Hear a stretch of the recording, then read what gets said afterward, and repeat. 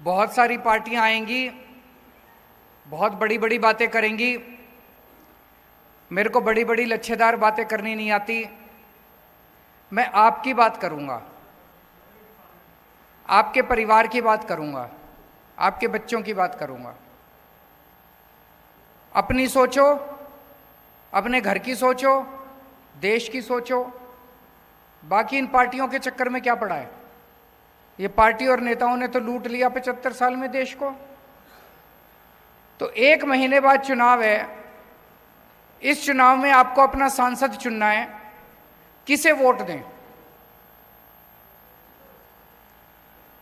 पिछले 10 सालों से हरियाणा में 10 लोकसभा कंस्टिट्यूएंसी हैं।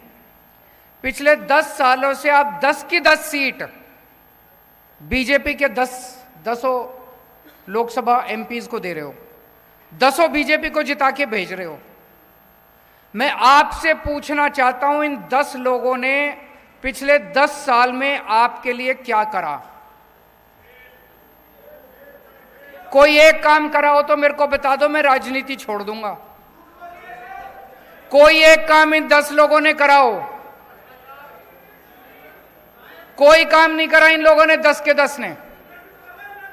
ये आपके लोकसभा, आपके एमपी नहीं है, ये बीजेपी के एमपी हैं। ये आपके लिए काम नहीं करते, ये बीजेपी के गुलाम हैं। बीजेपी कहती है उठ तो उठते हैं, बीजेपी कहती है बैठ तो बैठते हैं। आपके ऊपर इतनी मुसीबतें आई 10 साल के अंदर, कहां थे ये लोग? हमारी हरियाणा की पहलवान बेटियां, उनके ऊपर अत्याचार किए गए, उनके साथ गलत काम किया गया, उनके साथ छेड़छाड़ की गई। जब वो धरना प्रदर्शन करने के लिए दिल्ली गई तो उनको लाठियों से पीटा गया। मैं गया था उनके पास जंतर मंतर पे उनका साथ देने के लिए। आपके 10 एमपी कहां थे? तालियां बजा रहे थे जब आपकी बेटियों के साथ छेड़छाड़ की जा रही थी। घर में बैठ के पार्टी कर रहे थे, तालियां बजा रहे थे जब आपकी बेटियों को छेड़ा जा रहा था। अभी जब आप किसान, हरियाणा के, पंजाब के किसान दिल्ली जाना चाहते थे, बॉर्डर के ऊपर उनको रोक लिया गया। क्या कसूर था जी किसानों का? यही तो कह रहे थे फसलों के पूरे दाम दे दो। मिलने चाहिए कि नहीं मिलने चाहिए पूरे दाम? फसल के पूरे दाम मिलने चाहिए नहीं मिलने चाहिए किसानों को? किसान कह रहे थे फसलों के पूरे दाम दे दो। क्या मिला बदले में? ऊपर से गोले छोड़ दिए। ऊपर से चाइना के ऊपर गोले छोड़ने की हिम्मत नहीं है इनकी, पाकिस्तान के ऊपर गोले छोड़ने की हिम्मत नहीं है, अपने किसानों के ऊपर गोले छोड़ दिए इन लोगों ने। एक किसान मारा गया, किसान का बेटा शहीद हो गया पंजाब के अंदर। जब किसानों के ऊपर गोले छोड़े जा रहे थे, आंसू गैस के गोले छोड़े जा रहे थे, रबड़ की गोलियां छोड़ रहे थे, मार रहे थे, डंडे मार रहे थे, वाटर कैनन मार रहे थे, तो कहां थे जी आपके ये 10 एमपी?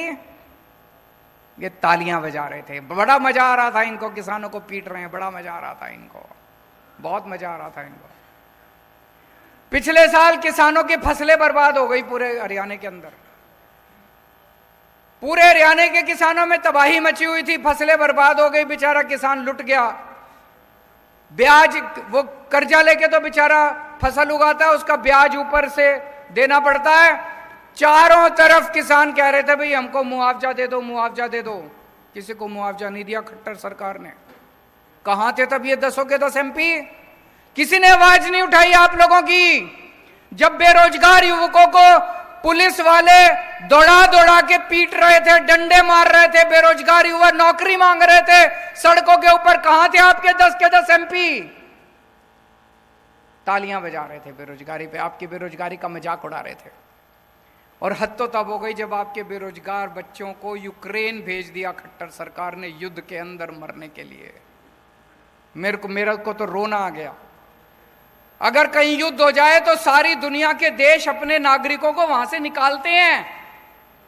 इन्होंने, खट्टर सरकार ने बेरोजगार युवकों को, हरियाणा के बेरोजगार युवकों को बेवकूफ बना के और यूक्रेन भेज दिया मरने के लिए। और यूक्रेन से अब हमारे, मैं वीडियो देखता हूं, कई लोग कहते हैं अब मम्मी पापा मेरे को वापस बुला लो, मैं फंस गया यहां पे। कहां थे ये 10 के 10 एमपी? इस बार गलती मत कर देना भाई साहब। ये इस चक्कर में मत पड़ जाना हमने तो प्रधानमंत्री बनाना, प्रधानमंत्री बाकी बना लेंगे, आप तो अपना सांसद बनाएंगे इस बार। ऐसा सांसद बनाना, ऐसा सांसद बनाना जो आपके सुख दुख में काम आए। सुशील गुप्ता को सांसद बनाओगे, कम से कम कल को धरना प्रदर्शन करने जाना, इसका घर होगा वहां पे घर जाके अपना घर समझ के वहां पे बैठ तो सकते हो। संसद के अंदर व्यापारियों को इतनी तकलीफ होती है, हरियाणा के व्यापारियों को इतनी, मेरे से मिलने के लिए आते हैं व्यापारी, छोटे छोटे व्यापारी, व्यापारियों का दर्द समझता है सुशील गुप्ता।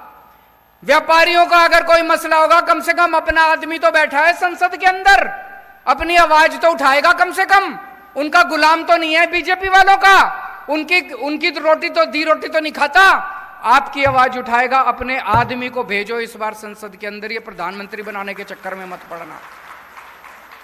किसान है, किसानों की आवाज तो उठाएगा कम से कम खड़ा होके, उनकी हिम्मत नहीं है, बीजेपी के 10 की हिम्मत नहीं है किसानों की आवाज उठाने की, व्यापारियों की।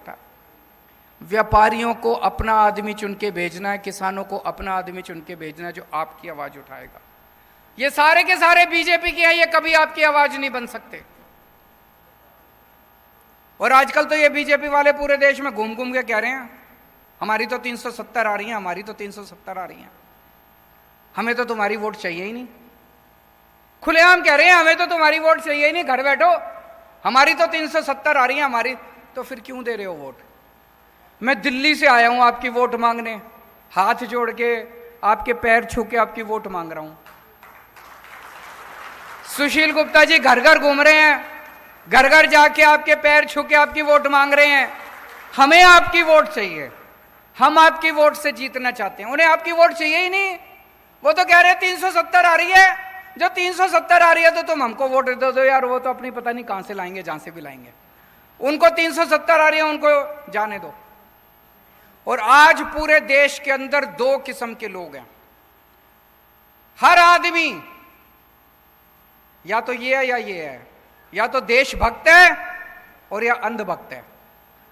2 ही किस्म के लोग हैं इस देश के अंदर, या तो देशभक्त है और या अंधभक्त है।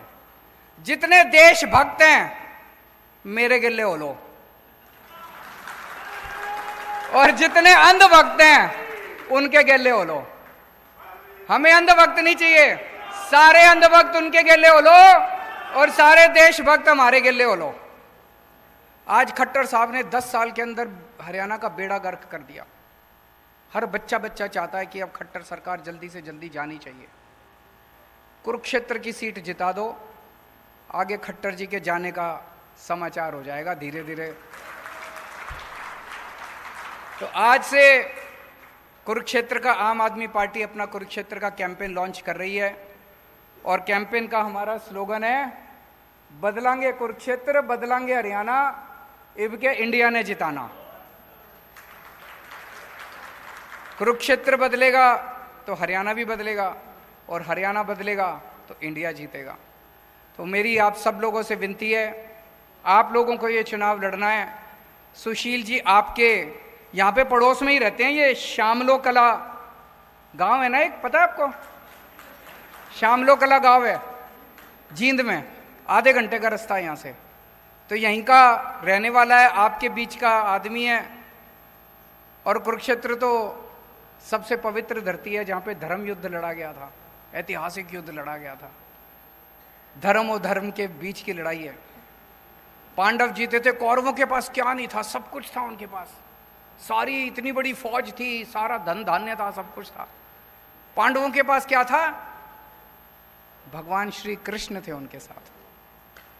आज हमारे साथ क्या है? हम भी बड़े छोटे हैं, 4 आदमी हैं हम भी, हमारे साथ क्या है? भगवान श्री कृष्ण हमारे साथ है।